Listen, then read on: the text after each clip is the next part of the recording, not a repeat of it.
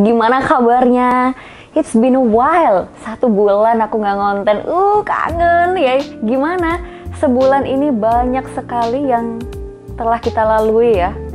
Kalau aku lihat-lihat ya dari sebulan ini, ya sad newsnya atau kabar yang cukup kurang menyenangkan adalah dengar-dengar pandemi COVID-19 naik lagi.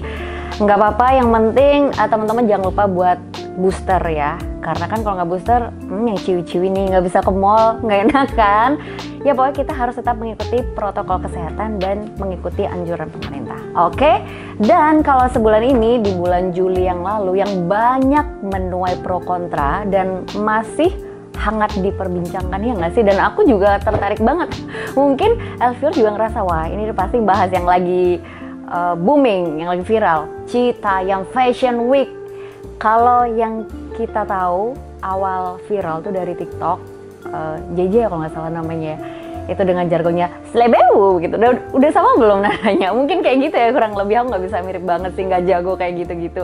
Tapi sampai sekarang memang aku pun pingin banget ngebahas ini. Kenapa? Karena aku lihat banyak sekali, kembali lagi ya, menuai pro kontra. Ada yang bilang ini hal yang positif, ada yang bilang ini hal negatif.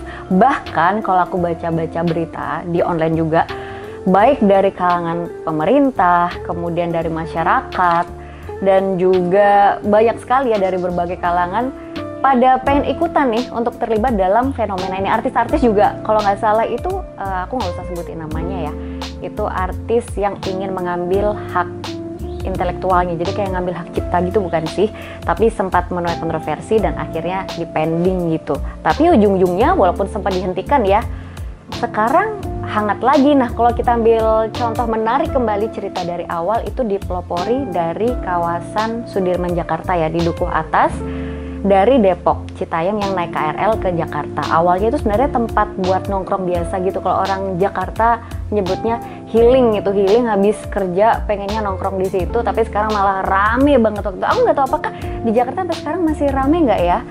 Kayaknya sih zebra crossnya itu sudah nggak terlalu rame karena sudah ada kepolisian yang bertugas untuk menjaga tempat di situ supaya nggak bikin macet. Tapi sampai sekarang karena sudah terlanjur viral, akhirnya ya begitu deh, rame. Bahkan hal ini menular, fenomena Fashion Week ini, ke beberapa tempat di Pulau Jawa ya. Di Bandung kalau nggak salah dipelopori sama Gubernur Jawa Barat, Bapak Ridwan Kamil, Kang Emil. Namanya Braga Fashion Week ya. Terus di Malang juga sampai ke ujungnya Jawa Timur ya. Bukan ujung banget sih ya, Surabaya gitu. Surabaya itu kalau nggak salah namanya Tunjungan Fashion Week. Dia juga cukup menuai pro kontra karena dari pemerintah itu sendiri, wakil wali kotanya Ca Armuji itu mendukung, malamnya kalau nggak salah akhirnya Satpol PP itu seperti merazia gitu, nggak boleh, langsung ya. Kalau Surabaya itu terkenal kayak preman gitu, bonek gitu, jadi langsung sikat kalau nggak boleh ya, kayak gitu intinya. Dan karena menuai pro kontra ini, tetapi jika kita lihat, ya mungkin ya mengganggu pengguna jalan dan sebagainya. Tapi tahu nggak sih viewers, bahwa dari Citayam Fashion Week ini, para pelopornya si Bonge sama JJ ini sudah punya pendapatan 7 juta sehari, men. 7 juta sehari, bayangin, itu sama nggak sama gaji kamu bulanan atau bahkan lebih. Dia sehari loh. Kalau memang ya zaman sekarang banyak yang bilang kerja serius dibayarnya bercanda, tapi kerja bercanda dibayar serius. Kamu pilih yang mana? Kamu kerja bercanda apa serius? Tapi kembali lagi ya, nggak semuanya seperti itu, tetapi banyak, mayoritas fenomena seperti itu. Dan kemudian fenomena Fashion Week ini juga berdampak pada hunian di Citayam Fashion Week yang viral itu, dan sekarang huniannya itu harganya melonjak. Jadi kalau buat viewers yang mungkin pengen lihat properti yang lagi naik harganya, itu di daerah Citayam, bahkan yang sebelumnya mungkin nggak terlalu terkenal kayak gitu. Dan banyak sekali fenomena-fenomena lainnya yang masih menuai pro kontra. Nah, viewers, kalau itu tadi positifnya ya, banyak harga hunian di Citayam naik. Nggak kebayangkan Citayam yang dulu ya mungkin nggak seluruh masyarakat Indonesia tahu, sekarang jadi terkenal. Terus ya para tokoh-tokoh influencernya ya yang mempelopori punya pendapatan bahkan jutaan per hari loh, bayangin. Tetapi yang pro kontra, kembali lagi negatifnya adalah banyak yang bilang ini adalah bentuk kreativitas yang keliru. Kenapa? Karena ya jelas di zebra cross melenggak-lenggok nggak salah sih, tetapi kalau sampai bikin kemacetan buat yang berangkat kerja telat, pulang juga telat, tambah pusing rasanya. Kayaknya pulang kerja kan sudah banyak pressure, tekanan segala macam, atau pulang bisnis meeting segala macam. Lewat ini contohnya di Jakarta ya.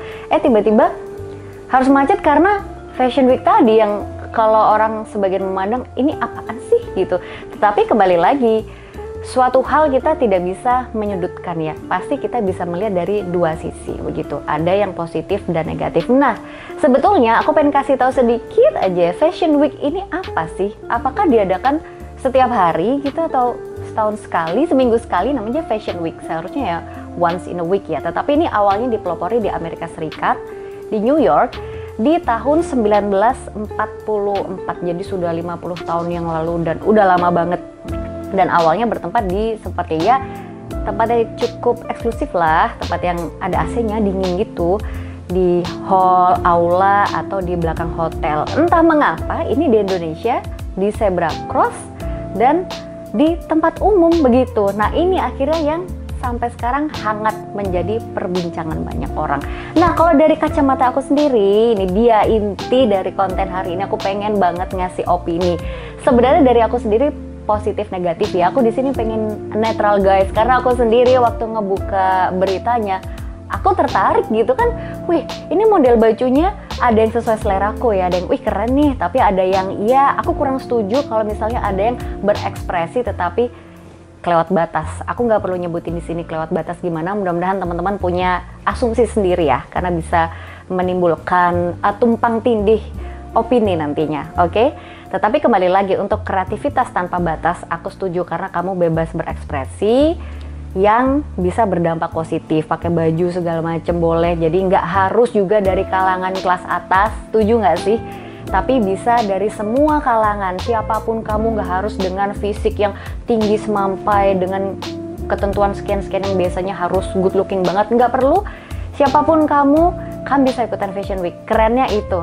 Aku bertangan dulu dan bisa, kalau nggak salah sempat viral juga ya ke luar negeri beritanya tentang Citayam Fashion Week untuk Fashion Week yang ada di Indonesia. Tetapi kembali lagi teman-teman, jangan sampai mengganggu pengguna jalan. Satu, tidak merugikan masyarakat. Yang kedua dan yang ketiga, turuti apa yang dianjurkan pemerintah. Jadi kalau mau berekspresi, melakukan kreativitas itu yang tidak melanggar aturan yang berlaku. Oke, jangan sampai kamu melakukan kreativitas tapi merugikan masyarakat.